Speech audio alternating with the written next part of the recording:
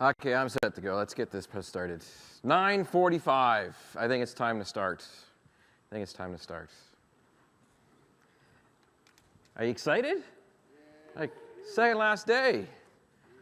It's not the first session. My friend Pete had the lovely privilege of going up first, which is always tough. I was up first yesterday, so I got to sleep in a little bit, but not too much, because I also had to attend some sessions. I saw a really good session over there on Office 365 deployment, how that works. But in this room right now, we're going to be talking about server, we're going to be talking about infrastructure, we're going to be talking about upgrades, talking about migrations. This is the room to be in if you want to get your infrastructure geek on right now as far as infrastructure is concerned. I find infrastructure doesn't get a lot of love from the marketing folks and everything else that's out there, because this is what the dial tone is for your network. This is what keeps people logged in, keeps people working. You only ever hear and touch your infrastructure when things go wrong, basically, and that's when you have to go off and fix it.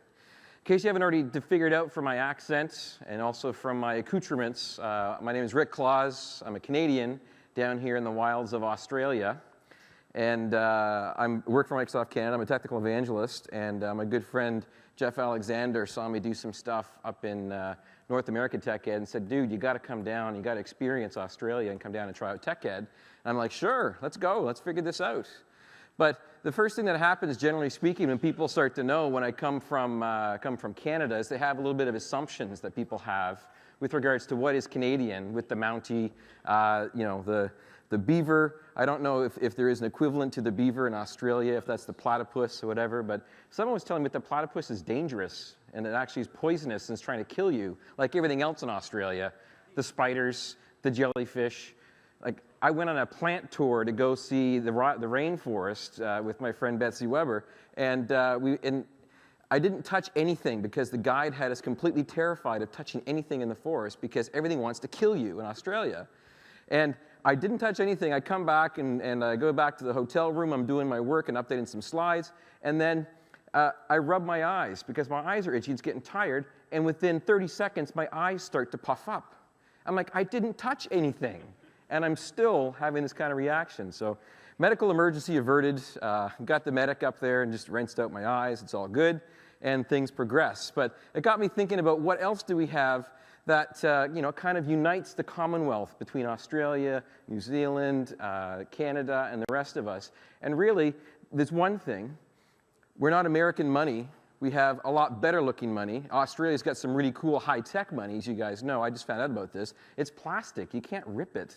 And it's designed so that if it gets put in the washing machine, it comes out again, and it's still good. Whereas in Canada, you get a blob of goo that's useless. You just lost all your cash. So Canadians have good-looking money, too. It's just not as high-tech as yours. I'm still trying to figure out the coins in Australia. The smaller, the more expensive they are. It's opposite to the way it is up north, which is bigger, the more expensive. That's our toonie there in the middle, what that looks like. Now, we have a religion in Canada. It's known as hockey. And I was trying to find the equivalent for what it is down here in Australia, again, for similarity's sake. And I had the assumption that it was going to be rugby, but then I came to realize that I need to experience rugby. Oh, sorry, that's the wrong picture. That's the picture I meant to have, with the Australian rugby team that's there. And I managed to secure myself a ticket to go see the match last Saturday. And I, of course, went off after leaving New Zealand and got myself a rugby shirt to be able to wear. I guess you guys call it a jumper. But it's the wrong one.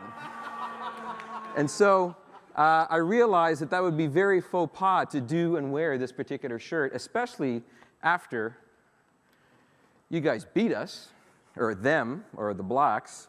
And so I made sure to switch out to the appropriate one. But then someone said, well, how come you're not supporting Canada for rugby? And it's like, well, I didn't even know we had a rugby team. And it turns out we do. And so doing a little bit of research, here's where we happen to stand in the standings. Notice that you guys are at the top, and we're at the bottom, but we're not last. And I found another similarity that we happen to have. We're both better than Americans at rugby. So that's obviously very good, right? Now, I said, okay, well, just how good is this Canadian rugby team? And what can we do to go off and support them? Because I'd be damned if I could find a Canadian rugby jersey down here in Australia or New Zealand. So looking at the All Blacks, they absolutely trounced us with points and games played, and only getting 9 points per game against New Zealand for Canada. But then Australia, you guys have played us more, and you also beat the snot out of us too, but you're at least nicer, and you let us get 0.25 more points than the New Zealand team did. So for that, I say thank you. And I'm like, okay, well, there's got to be a similarity that we can have between rugby and our national sport, which is hockey. And I'm like, ice. There's got to be ice or something like that where we can combine padding and skates and ice rinks with rugby and turn it into some kind of morphed solution. And I found out you guys do, in fact, use ice, but not for what I think you'd be using it for, basically just keeping your injuries there. And that also kind of freaked me out. You got medics that run onto the field and fix things while the game is still going on. You don't stop it, which is, again, very cool. But then I'm like, okay, well, there's got to be another ice sport that we can play at some point in time. And then I discovered that, hey, there is an Australian hockey team.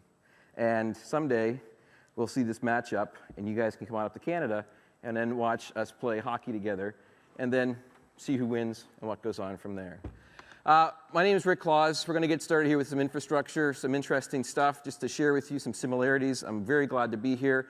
I do have 2 containers of maple syrup that I'll be giving out for good questions or good participation during the session.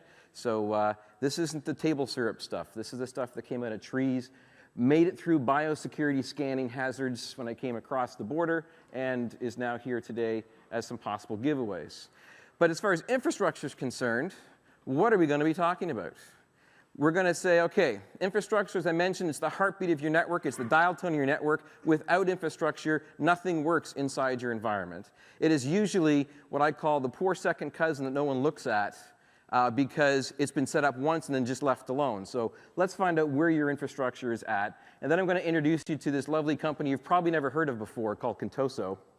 And believe it or not, we actually have to use Contoso because it's a legal company that doesn't exist that Microsoft created so that there's no copyright infringements. There's a whole Wikipedia page about Contoso, wingtip toys, tailspin toys, and all sorts of that stuff if you're interested. But I'm pretty sure you guys are not here for slides. So we're going to be doing demos and more demos and more demos and more demos. And just in case I run out of time, because I get a lot of questions or a lot of involvement, I've gone ahead and Camtasia'd screencast all of my demos and made them available in a high-def format, and they're posted up on the blog, regularitguy.com. You guys can go and download them and take a look at them yourselves in case you want to look at them after the fact. This session was also done in North America. Don't look at that session in North America. The video was crazy. Things weren't working. It was just a nightmare, so skip that one. This is the better one. This is the best one to watch, and you're here live. And then I'll give you an action plan. All set? We're good? You guys are awake. I at least got 5 people with thumbs up. That's a good sign. My favorite quote from a customer. A couple years ago, I did the session that was called upgrading to the Active Directory Nirvana, upgrading to Active Directory 2008 R2 on your systems.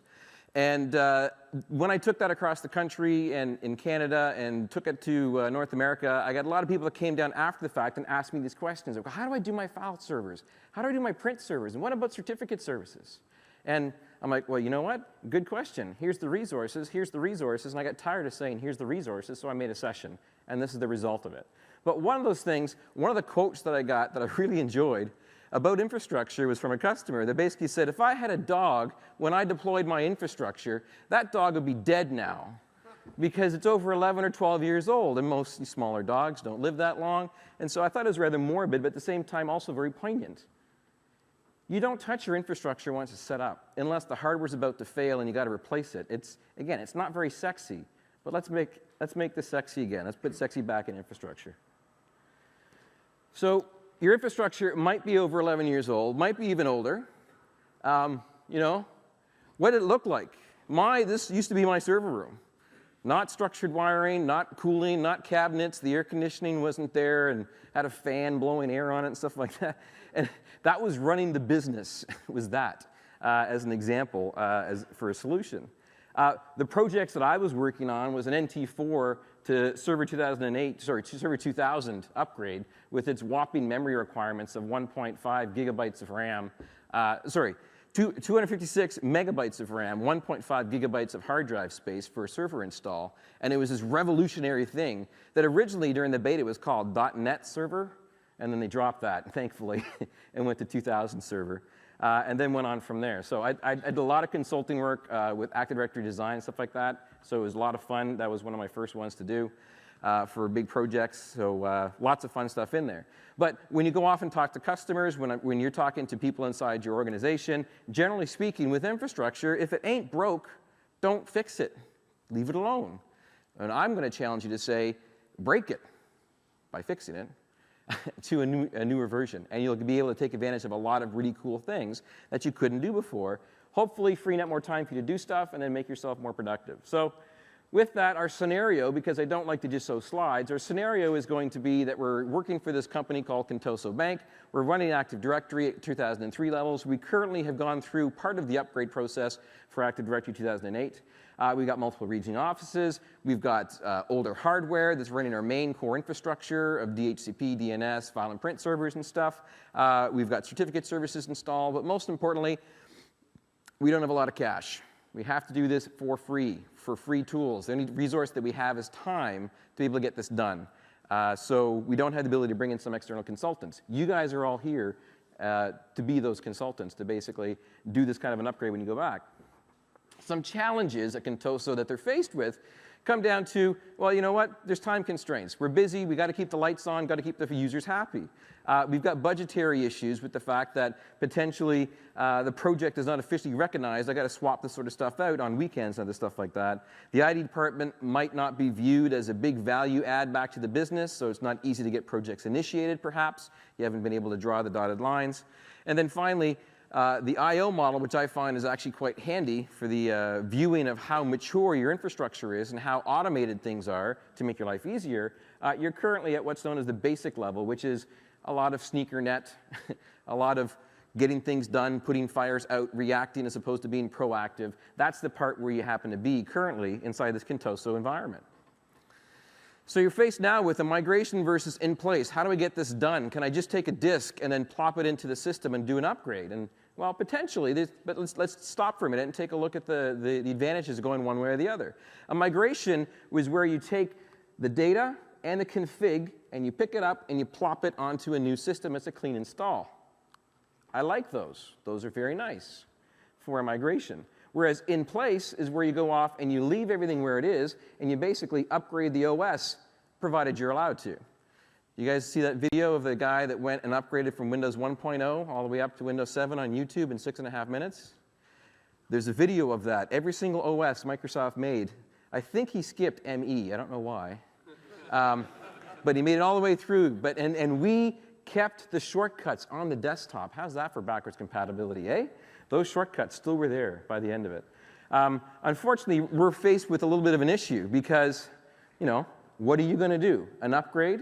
Are you going to do a migration? So first show of hands. Who here loves to do upgrades, in-place upgrades? Put up your hand. Everybody, come on. 3 people in the room, and that's it. How about migrations? Who here prefers migrations? Absolutely. For the 10% that didn't answer, I'm assuming you're not awake yet, so we'll work on that. The good thing is, or maybe bad thing, for those that prefer the in-place option, is that from an x86 platform, there is no in-place upgrade option. You have to do a clean install. Anyone want to know why? Why is that? Pardon me? Architecture. The processor architecture, x86, doesn't just do, here, run upgrade.exe, and it works. First of all, upgrade.exe is a 64-bit binary, so you can't run it. But the architecture is completely different. The way it works is completely different. You can't do an in-place upgrade. So migration is basically the only way that we go. Now, the good thing is, with the benefit of a migration, it allows you to go from x86 to x64. It allows you to go from the option of going physical to virtual. This new thing, virtualization, is not just a fad. You should learn about it if you haven't already. Virtualization is a great option for almost all the different pieces I'm going to be showing you today, going virtualization. My other thing is also, hey, I'm pretty sure, now this is kind of funny, in Australia you guys don't call it Patch Tuesday, right? You call it Update Wednesday or something like that because of the time differences and stuff like that? So anyway, If you're worried about patching your servers and updating your servers on Update Wednesday, you will be doing that 80% less if you're using a server core install as opposed to a full server install just over the data that we have from the last year. So it's a good opportunity to look at server core, and we'll come back to that in a bit for why that's a good option. With a clean OS install, it generally means stability. You're not bringing all over your garbage or rubbish along with you. And then also it reduces the risk and downtime because you can stand up your environment right next to your current operating environment during the day while things are going on, configure it, and then when you're ready, do the switch. And then if it doesn't work, switch back, and you haven't touched anything. So migration definitely has some good benefits to it. So we're going to be going down that road. So I'm going to ask you, why don't you do it? If you're in this room, it means you haven't done it yet. You're going to learn how to do it, hopefully. But what's stopping you? Huh? Time, money, maybe I'm waiting for Service Pack 1. It already came out. Overwhelmed, perhaps, lack of expertise, too busy fighting fires. The things that I've heard from talking with people, generally speaking, just comes down to, you know what? I got too much stuff on my plate. I'm overloaded right now. I'm feeling overwhelmed. I don't know where to start. Where do I go? What do I do? This is your first step. This is the first step in your 12-step program. So basically, we can help, and we're going to get started and get her done. First off, where are the resources? After this session, go off and get to what's known as the TechNet portal. It used to be a portal. Now it's just a TechNet library article that talks about migration. It's inside the area to document Server 2008 R2 documentation. There's a whole section in there on doing upgradings and migrations.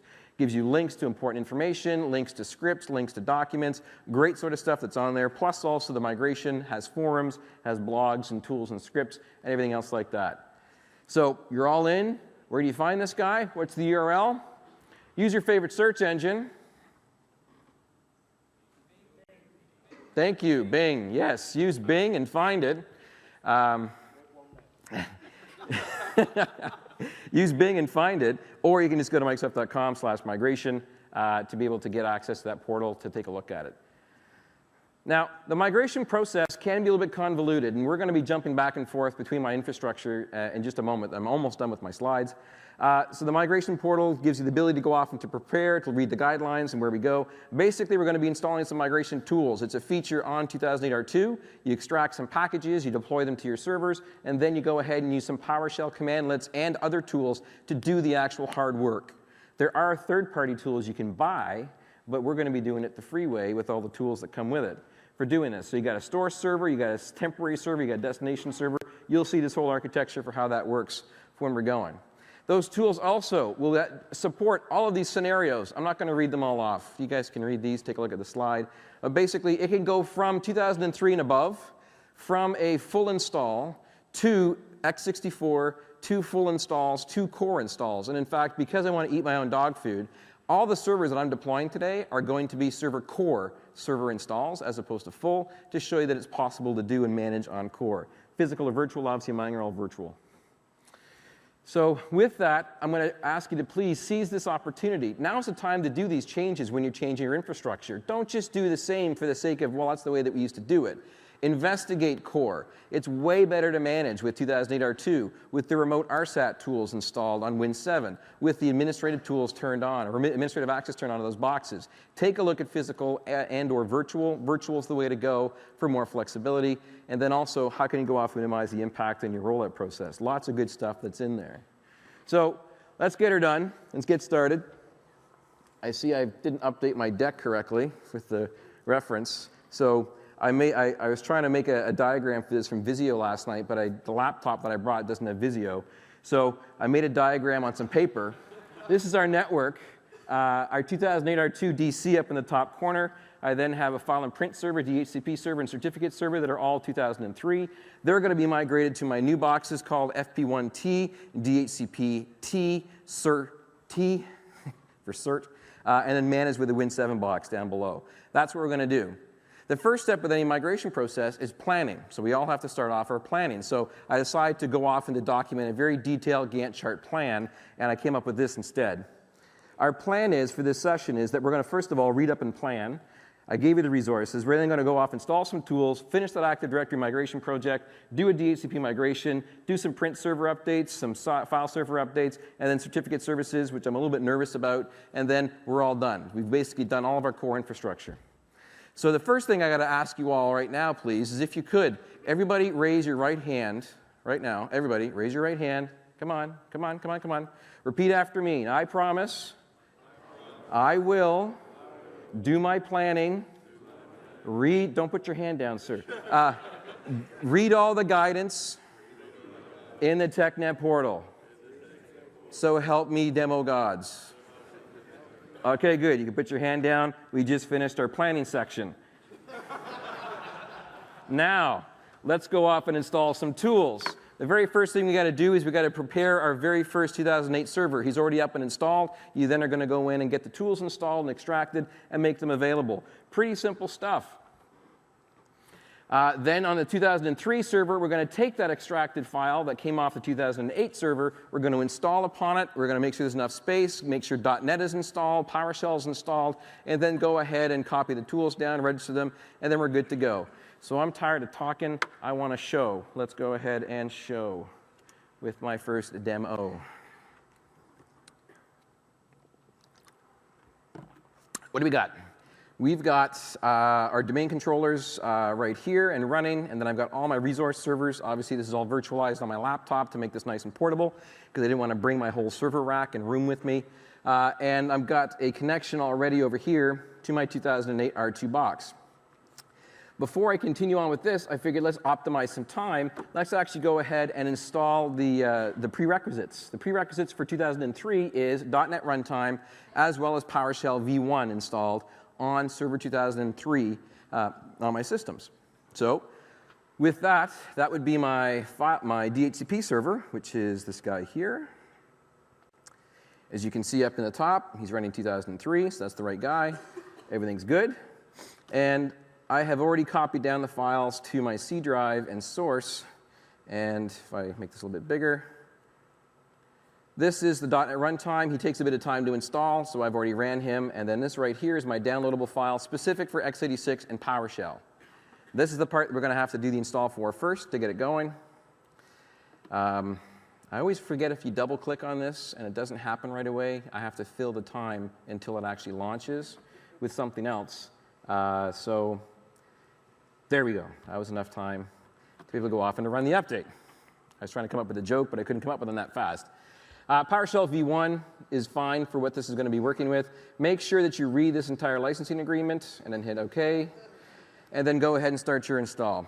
While that's going off and finishing, let's actually go off, because this is very time-consuming demos, and go back to my 2008 server and start this install. So I'm going to go off here to my server manager. Again, you could do this through the GUI. Because I'm a command line junkie, I'm going to actually do it from the command line. I can add in the server migration feature set if I wanted to. I'm actually going to go ahead here and do this through PowerShell. So I've gone ahead and made my prompts a little bit bigger so you guys can see. Import module, and I'm going to say server manager to bring in server management capabilities into PowerShell. I'm going to do an add Windows feature, and I'm going to say migration.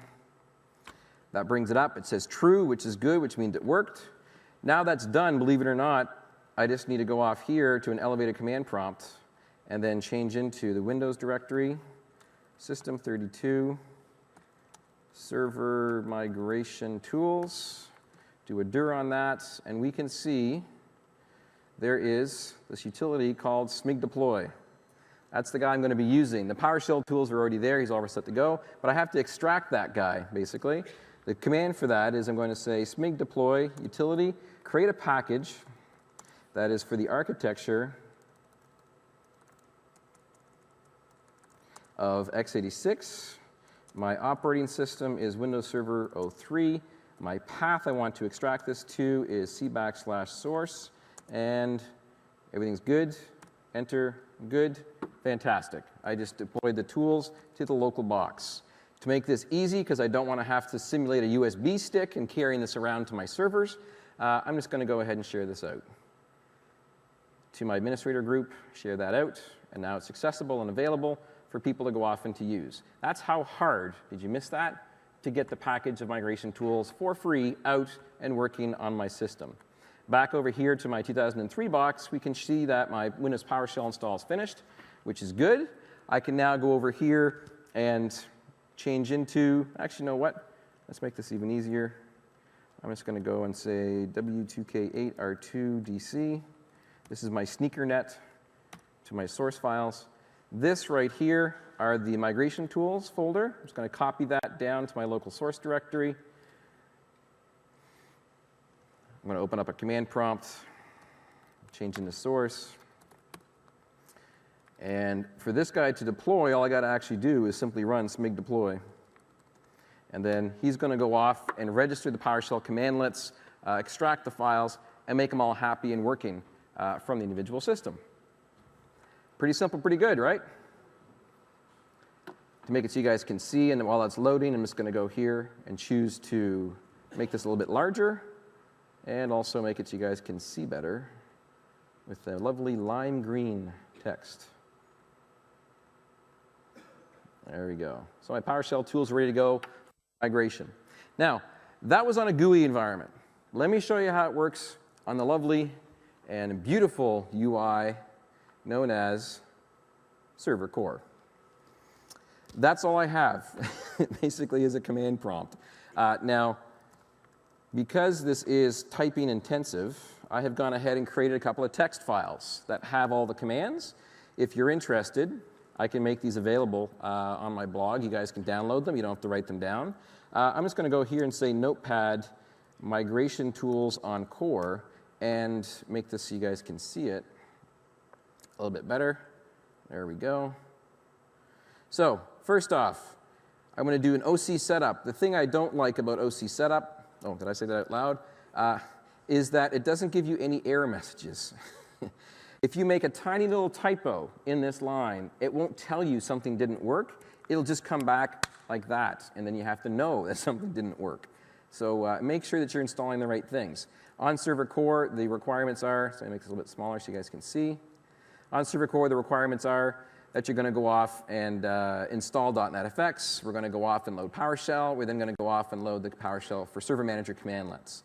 So that's all good. Next up, I'm going to start a Start Server Migration Tools to bring in the migration tools.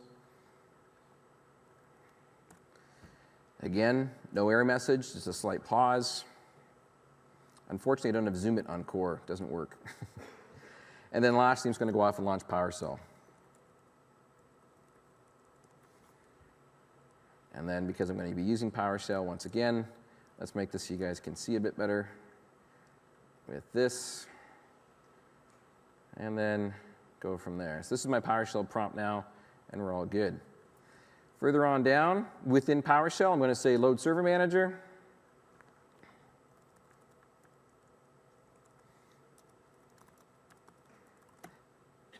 Add Windows feature. Migration. And it's done. It's installed. That's my first demo.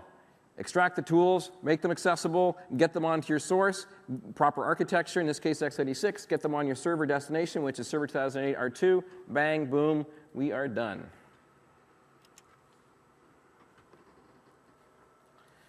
So with Windows Server Migration, basically you've got this commandlets that you're going to be running. Get smig server feature, receive server, blah, let's try this again. Connect mouth to brain. Get smig server feature to find out what features are available. Export settings, import settings, the ones I'm going to be using a lot for what this happens to be. And then the cool one that I like is for data. When I'm sending data across the system encrypted, I can use send data and receive data with send as smig server data and receive smig server data. I'll be doing all of these coming up during this demo. So there's our plan. We did the plan. We did the tools install. Next up, we got finished that Active Directory rollout project. So how the heck are we going to do an Active Directory rollout project in the time remaining, as well as all the rest of the demos that I have today? Well, to speed things up and to optimize for you guys, I thought I'd make this a lot simpler. Go ahead and do a search for Rick Claus WSV330 on your favorite search engine, which is Web Wombat, nice. Which is Bing. Go ahead, get yourself a coffee or a pint, based on what time of day it is, and then watch it. That's a very good video that talks about the upgrade process, shell game process of doing an Active Directory migration. That's available. It's also referenced in the blog post that's on the blog that you guys can go back and take a look at. So now that particular Active Directory project is done, let's go off and do our infrastructure, which is DHCP migration. Now with DHCP migration, it gets a little bit funky. First of all, you have to provision yourself some new hardware. Word of advice, needs to have the same number of NICs as the previous version of the server is running, or at least that many plus then some more you could use for something else. If you have not enough NICs, you're going to have to consolidate your scopes first before you do that migration, which tends to be a little bit tricky. So generally speaking, 1-to-1 matching ratio for your source DHCP server running 2003 to your destination server running 2008 R2. Do a backup, register the migration tools, stop the service so no new addresses go out, install the OS and get that up and running on the new guy, and then proceed to the migration steps. So without any further ado, let's see what this looks like. So with this one here, this is back on my temporary server that happens to be running with PowerShell, and he's all happy with migration tools. I'm going to go ahead and add in my DHCP system. So that's simply an add Windows feature DHCP. It's going to go ahead and start the installation, get it across, and says success is true, which means that it worked, which is good. Just to make sure it's not running, I'm just going to do this little get service command for DHCP server. And it's going to tell me and confirm the fact that it is stopped, which is good. Everything's all set, so that's good. So I'm just going to sit here and let him wait, and I'll come back to him in just a moment. This is, no, wrong guy. This is my source server that's up and running. You can see here, it's Contoso DHCP. And just to prove to you that it actually is doing something, here's DHCP running. And I have a scope that is available. As you can see, there's even some people that are inside that scope. If I can get this to move, there we go. For the address pool. And I have leases that are live. And in case you can't see this, I'll zoom in. You can actually see that I have leases that are live. I also happen to have one reservation for my Exchange box that's running as well in my system. So I've got real data in here. It's not very large because it's a demo environment, but it happens to be there. So first off is, let's go off because it's good prudence to do so. Let's go ahead and basically make a backup of this server for DHCP purposes. There we go. Made that backup. Pretty simple. Go back to my PowerShell commandlet, and let's do our very first one. Export SMIG server data. I'm going to say the feature ID is DHCP. I'm going to migrate out all users, all groups that happen to be on the system. I'm going to migrate the IP address, which you can do, which is rather cool, of the server. I'm going to save this to a migration file, which is called my temporary server hyper v-1-migration data /DHCP, so I know where to find it again. Give them a verbose output to see how it works. Hit enter. You have to lock up your migration files with a password, and then it goes through, collects the data, saves it up to that network server share, to which I will go off and on the receiving side, attach up to that guy with the PowerShell commandlet, put in the proper password, and bring over all those individual settings. You got to wait for the little spinny thing to finish.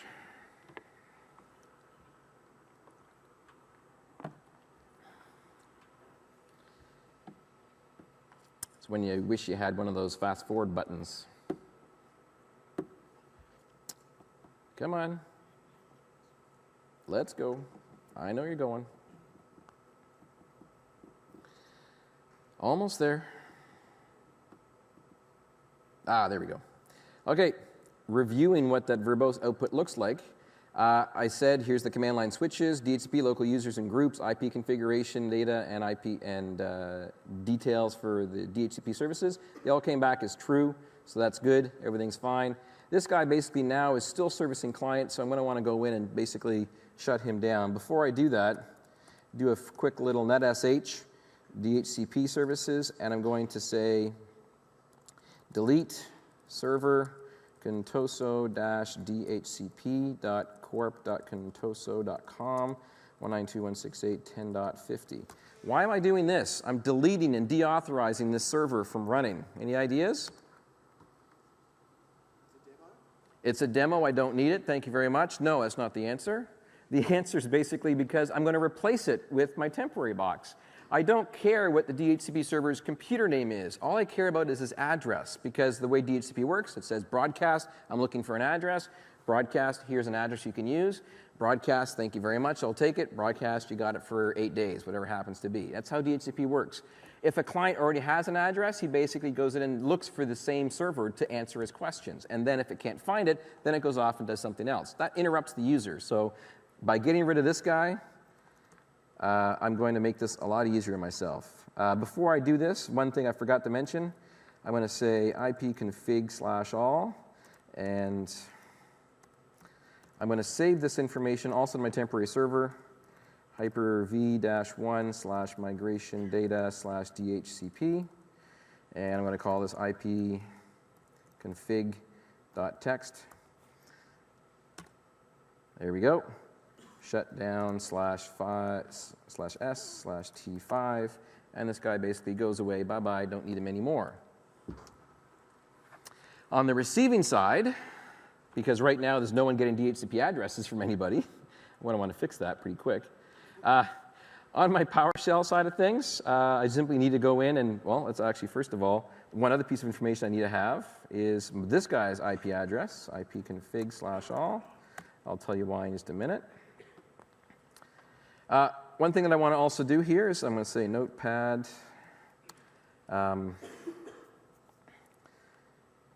migration of dhcp.text. No, that's not the one I want to do just yet. Hang on a second. I want to say import DHCP. There we go. So this command line is going to be doing the actual import settings. And the thing that's noticed here is that you have to actually associate the source MAC address for the scope of the original guy with the destination address of the scope of the guy that's going to be receiving it. So basically, it's a one-to-one matching. If you remember, I mentioned that you have to have that working correctly. Well, for that command line to work, so here I'm going to say notepad hyper-v-1/migration data/dhcp/ipconfig.text. And then here is the source MAC address. That's why I saved that beforehand. And then this is the script for source. Paste it. And then here is the MAC address for my destination. And grab that. And then bring that over here. And this saves me a whole mess of typing for making this work. Back into PowerShell, paste. And while this guy runs, oh, did I forget this? Yes, I did. Typo in the...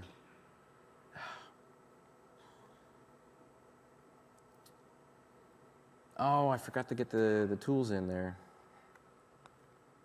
for this guy. Hang on a second.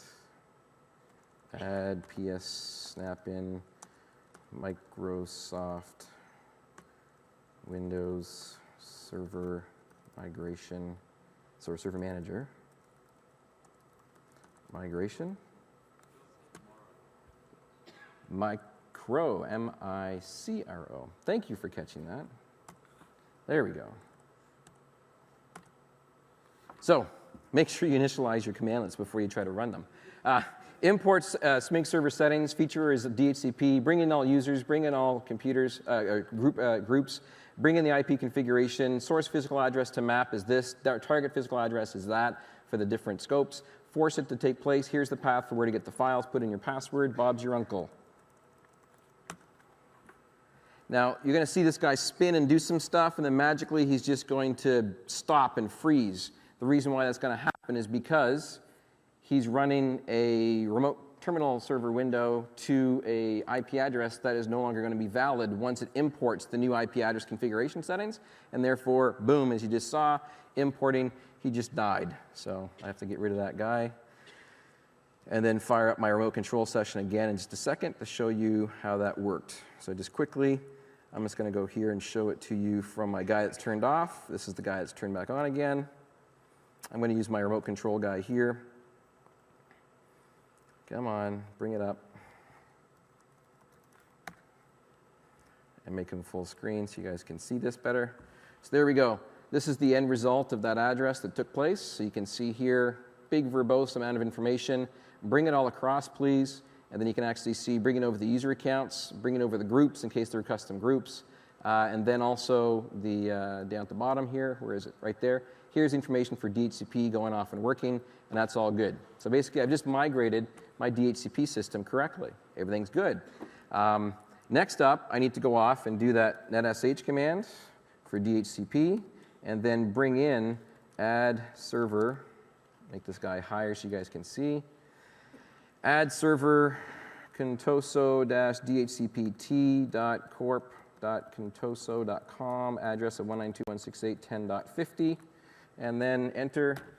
He gets added correctly, and he's good. So now finally, quit net. Actually, PowerShell prompt can do this easier. I'm just going to say start service DHCP server. And start DHCP server. Migration is now finished. I now have a working DHCP server. Yay.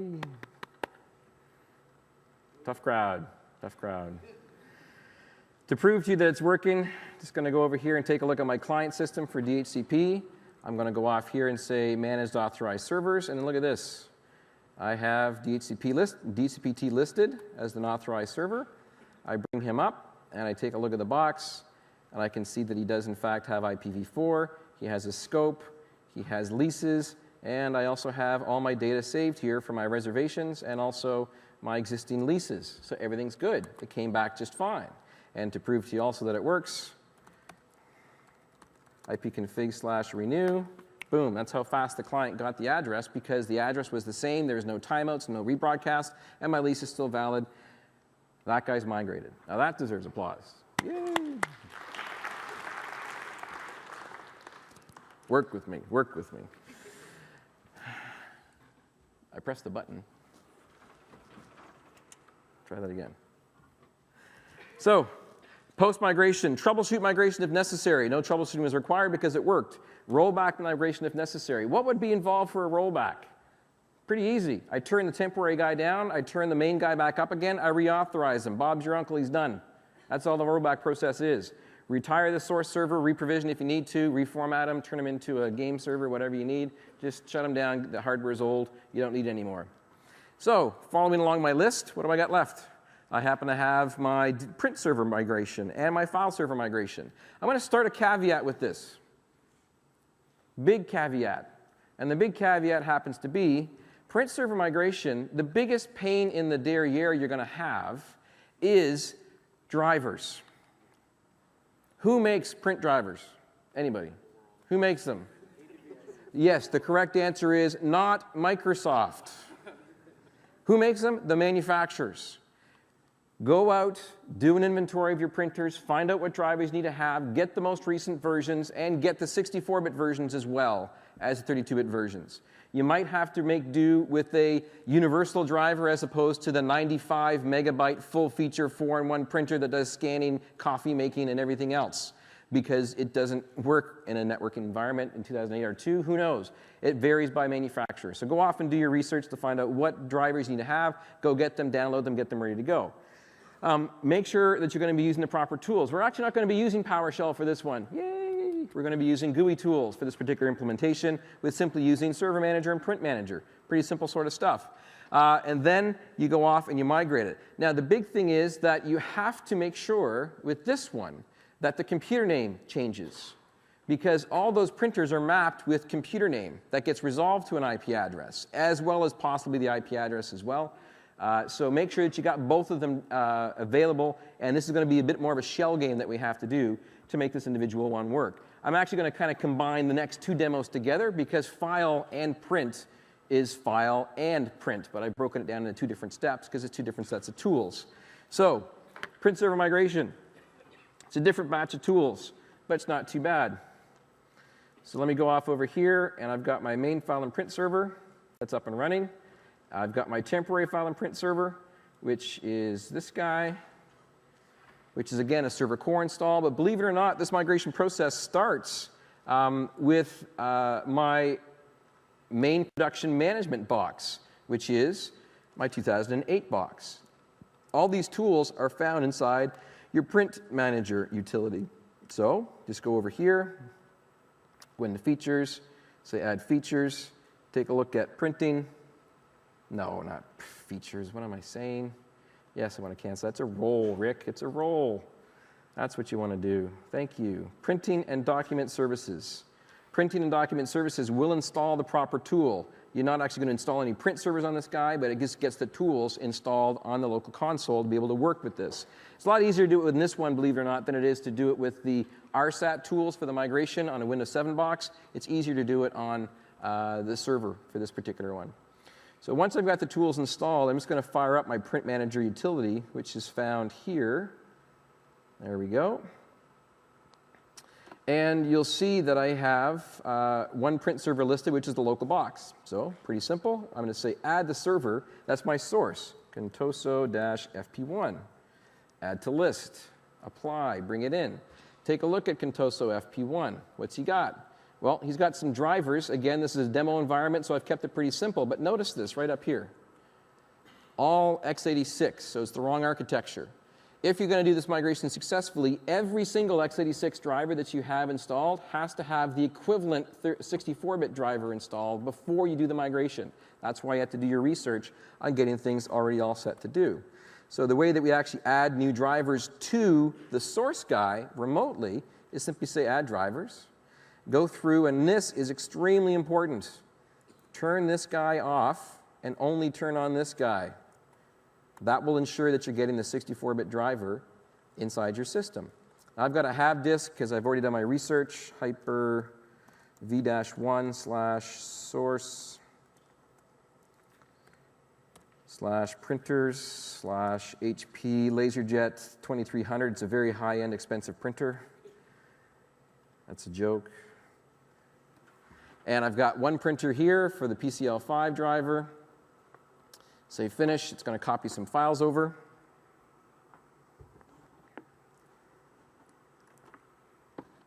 I mentioned you have to have it for both, or for all drivers, sorry. So let's go ahead and do that again. For add another driver, just in case you missed that. Turn off x86, turn on x64. Do another have disk. This time the drop-down box is populated. And get the second guy in there and finish. And then the files are good. He's got it. Everyone's happy. So now, as you can see, I've got the proper configuration of both x86 and x64 for every single one of my print queues. That's the main first prerequisite. Next up, I'm going to go off and very simply say, you know what? Let's go ahead and say export these to a file. I right mouse click on it. I say export.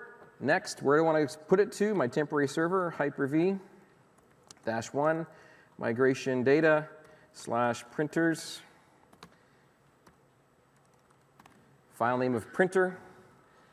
It goes and does the export, it does the ports, it does the queues, it does the drivers, it does the settings, it does the ACLs, does everything. Dumps it all over to the main temporary storage area that I'm using right now on my Hyper-V box for that particular data. While that's finishing off, let's go back over to my, oh, look at this, completed with no errors, finished and done. Go over to my temporary box. As you can see up here, the name of the server is called FP1T, and I'm going to install a couple of roles. The first one I'm going to install is start OC setup, and this is where I'm going to make sure I type this in correctly, please. Printing server core role. You didn't help me out, guys. There we go. There's the pause. You know it's working with the pause. If it comes back fast, it doesn't work. Now, while this is also doing this, I'm going to pre-stage the next demo that's coming up for the file server migration as well, since I'm here. So I'm going to add in the additional roles that I'm going to need for file services, which is core file server. A little bit of a pause, which means it worked. And I'm also going to choose my DFS-N server for distributed name services, or sorry, distributed file services. And as well here, my FRS infrastructure services as well.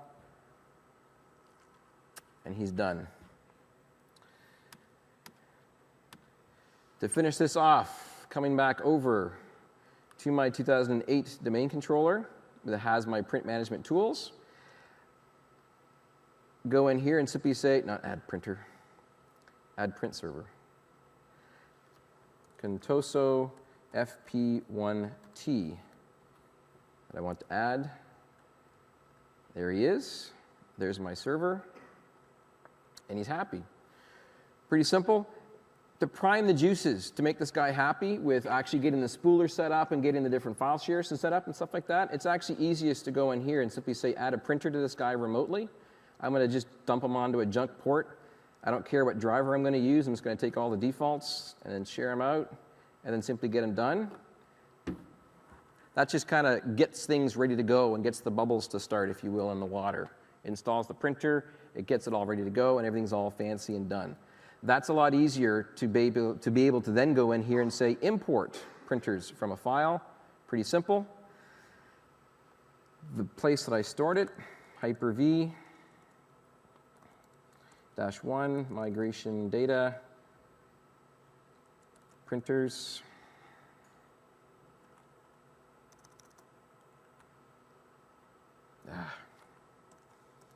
Hyper-V-1/migration data / printers. There's the file. It's going to read that from the file, say, okay, you got a couple of queues there, you got some drivers, they all match up, and then let's say go ahead and do that install. It's going to ask me, hey, do you want to go and republish these things back to the Active Directory if they were manually published before?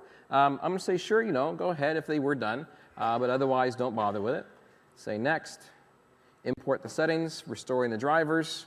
Takes a little bit of time, at least it's not PowerShell that you're looking at right now, and it comes back with everything's all done. In this case, it actually might come back with a little bit of an error, and that little bit of an error basically says, hey, I couldn't actually use the exact same file location for the spool because the architecture changed. The file structure for where x86 and x64 stuff is stored is different, so it's actually going to throw a small error message. But if you read the full error message, it's going to come back and tell you, I just couldn't use the old one. I'm using this new one now. Just to let you know, it's a little triangle warning message, and there it is.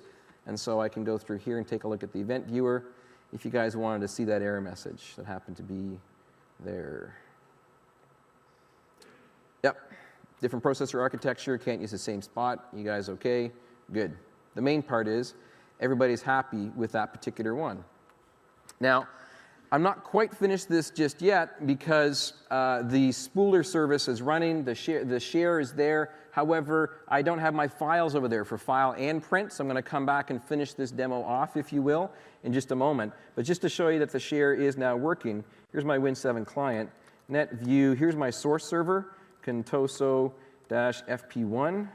That's what he should look like with marketing and sales file servers, or marketing, sales, and public file services, and HP marketing, HP sales. And then here's FP1T. So he just has, well, you can get rid of the brother printer if I wanted to, the HP marketing and HP sales. And then we have to get those file services up and going in there. So we'll come back to that in just a moment. You guys are doing great, by the way. There's a lot of command line demos in here. So we did our print server. We got two things left, file services and certificate services.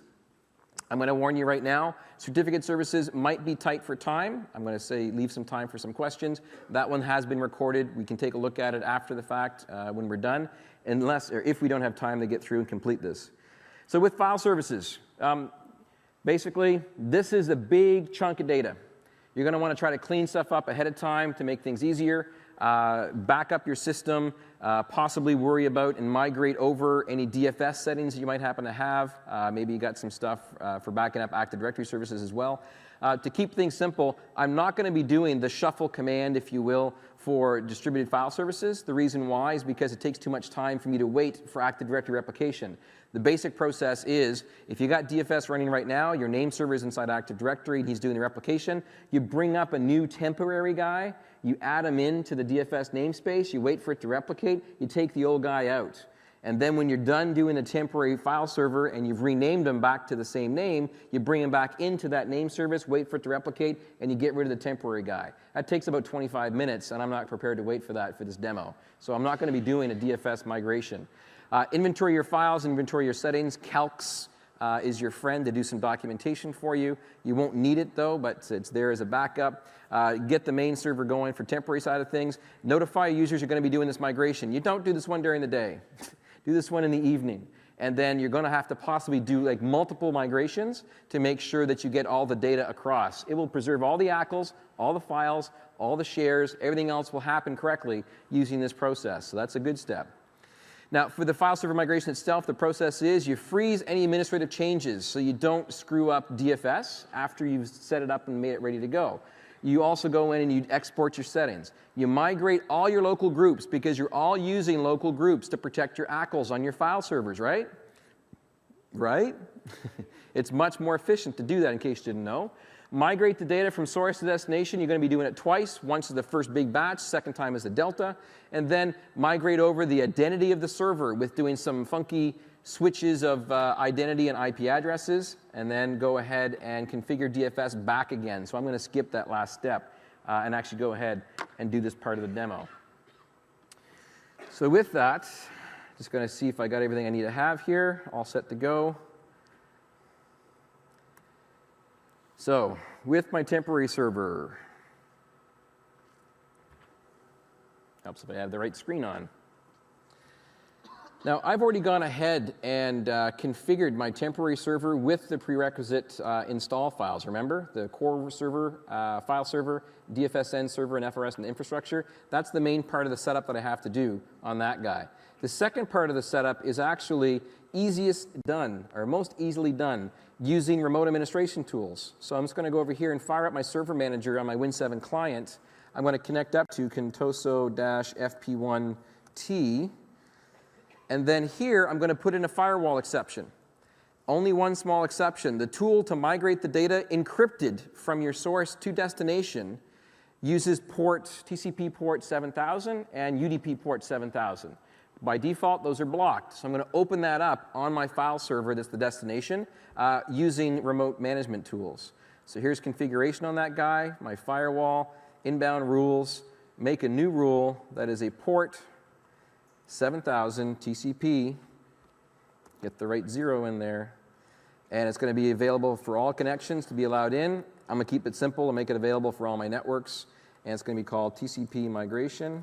Call it whatever you like. Do another rule for UDP migration as well, based on port.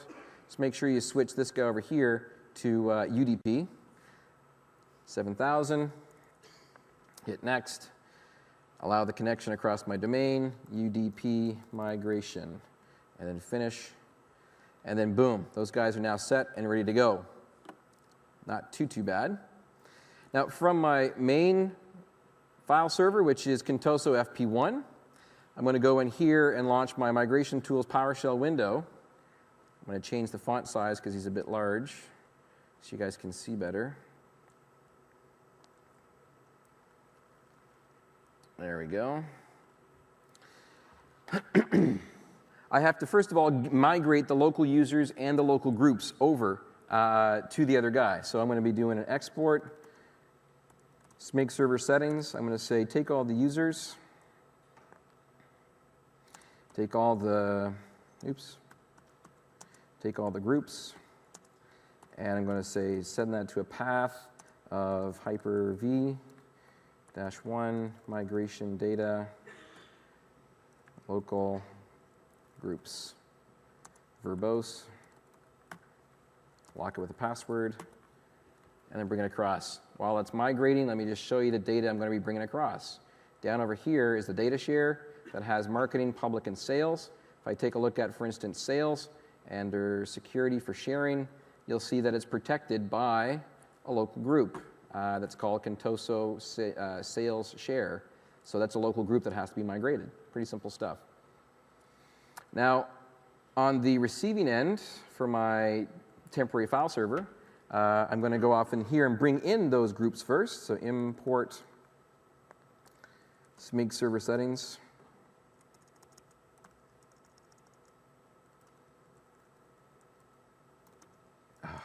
You know what? I didn't bring in the tools once again. Fire up PowerShell,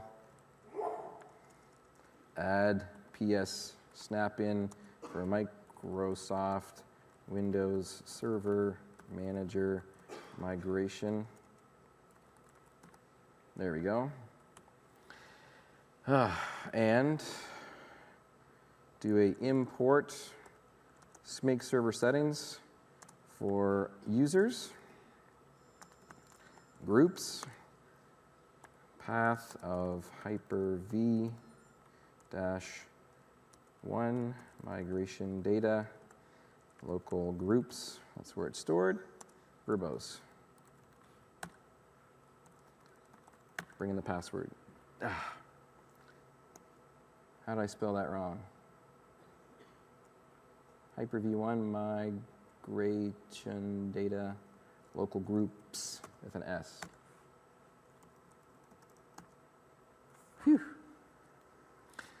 You have to have the local groups migrated first before you do the data migration. Why? The SIDs are not there. The ACLs can't be built if the SIDs aren't there for the local groups. You can take a look at this particular guy here to see that, look at this. Seattle sales, New Orleans sales, New York sales, Ottawa sales, they're all happening correctly, so that migration worked correctly down to my individual box. And then now for the actual real fun, let's go ahead and migrate that data. So from my file server, my main guy over here, which is running with migration tools, I want to say send SMIG server data for a computer name of Contoso-FP1T, the source path of C/data, the destination path of C/data, and I want to say recurse all subdirectories, include all files, and force it to happen. Lock up a password. And then look at this, opening connection, run this on the other side. So I'm going to window this guy so you guys can see it up there. Come back to this guy, and I'm going to simply say receive SMIG server data, because he's already set up to receive it. So there's the sending, there's the receiving, and put in the password. Look at that. Waiting, preparing, doing stuff. It'll magically end with the data going across, filling the time, filling the dead air to encrypt that data and to send it. Like now. It's really coming. If you hit it, it goes faster, right? Ah, there we go. Ooh, it goes across. That's a ooh, you can do that sound effect. Thank you. Okay, data's been migrated. It's good. Finalizing the migration, things are good. The sending side goes ahead and freaks out and kind of shows you all the stuff that was migrated in case you wanted to see it all. There it was. Now this guy here, shut down //T5 to get rid of him, and he is now gone. This guy over here, I'm actually, again, going to attach up to him using this particular remote control utility because it's IP address independent. And I'm going to say Control-Alt-End to log on to him. And on this guy, before I join, I need to basically change the computer name, change the IP address, and to make them all happy. Before I do that, I forgot, I have to get rid of the old computer account. So back here in my domain controller, Active Directory users and computers. Again, I could do this from the command line if I wanted to, but I'll do it this way. Under computers, I have the old guy that's still there. I got to get rid of him and get the new guy in there. So basically take him, bye-bye, delete him. He's now gone. This new guy that's running, where is he? This guy right here. Well, what do I got to do? I need to go in and change the computer name. sconfig. Computer name is currently with a T. Contoso-FP1 is the new computer name. Here's my administrator account. Here's my password.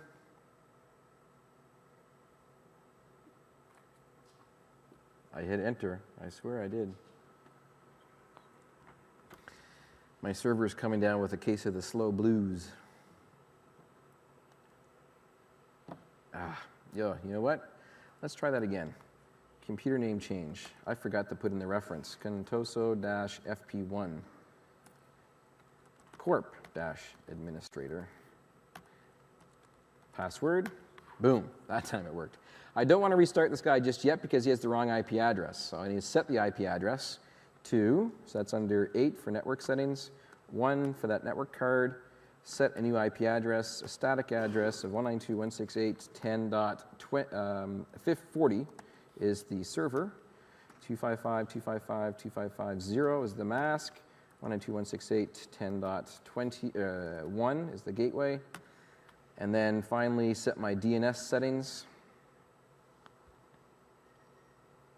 What? Why didn't he change? Set network adapter IP address. Is that old guy still up and running? No, he's down. Try that again. 192.168.10.40. No, static. 192.168.10.40. Thank you. 192.168.10.1. That time it worked. Okay. Set the DNS server. 192.168.10.20 is the DNS server. Boom. And then return to the main menu. Do a restart to the server. And that guy restarts and comes back up again. 7 minutes left. Can he finish this? Come on. Come on. We can do it. He comes back up. And let's see what we got from our client perspective. So there we go. He's up and booted and running. So that's all good. The old guy's turned off. Here's my client. If you remember, my old share was this guy. He's not going to be able to be found because he doesn't exist anymore. My new guy is FP1, not FP1T. And boom, there he is. And you know he's the proper guy because there's that old junk printer I just did for the ability to start the queue. He's there.